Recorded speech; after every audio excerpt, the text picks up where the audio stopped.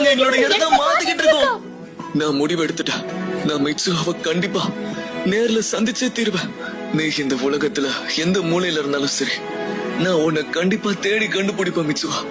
நான் உனக்காக வந்துகிட்டே இருக்கேன்.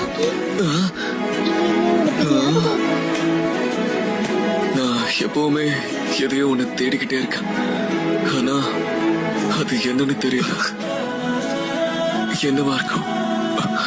இந்த உணர்வு எனக்குள்ள ரொம்ப நாளாவே இருக்கா. அப்படின்னா யாருதான் தேடிக்கிட்டு இருக்கா? யாரா இருக்கும்? என்னோட கேள்விக்கான பதில் என்ன?